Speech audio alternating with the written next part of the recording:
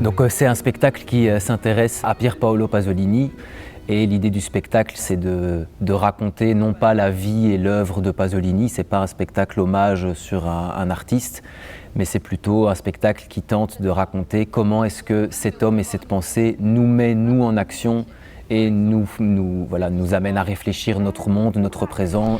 Il dit c'est pas une évolution comme les autres qui a lieu à ce moment-là, c'est une révolution. Le titre complet, c'est En une nuit, note pour un spectacle. Et on voulait vraiment que ça figure dans le titre parce qu'en fait, lui, à un moment de sa vie, les 10 dernières années de sa vie, il s'est mis à plus faire des œuvres terminées, achevées, mais des notes pour un roman, notes pour un film, donc dans lesquelles finalement le processus, les réflexions, le brouillon et tout le autour de l'œuvre sont intégré à l'œuvre. Et donc, il dit pourquoi réaliser une œuvre quand il est aussi beau de simplement l'imaginer.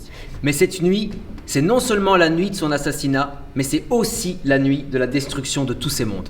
On s'est intéressé à un phénomène particulier qu'il décrit, à savoir que l'arrivée de la société de consommation en Italie et plus généralement en Europe bouleverse complètement la réalité italienne et donc pour lui vient tuer toutes les potentielles résistances et toutes les possibilités de transformation de la réalité. Et il dit, ce phénomène arrive de manière très brutale et très rapide. En 10 ans, l'Italie se transforme complètement et 10 ans, c'est presque une nuit à l'échelle de l'histoire. Et donc on a tissé un lien entre la nuit où lui s'est fait assassiner, la nuit où l'Italie s'est transformée, comme si sa mort était le symbole de cette transformation.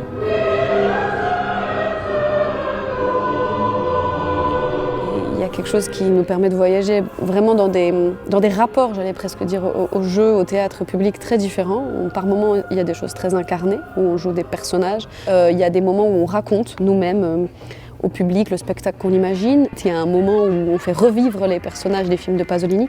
Donc il y a quelque chose qui voyage beaucoup, où en fait on est quand même baladé dans des codes, dans des rapports au temps, dans des propos très différents. Plutôt que de raconter une seule histoire avec un début, un milieu, une fin, on partage avec le public des bribes d'histoires, des histoires potentielles avec certaines qui s'achèvent, d'autres qui ne font que commencer. Du coup on s'amuse avec le décor, avec les lumières, avec les sons, à créer des espèces d'instantanés d'un type de théâtre que le spectacle aurait pu être, mais qu'il ne sera jamais parce qu'on a décidé de ne pas le faire.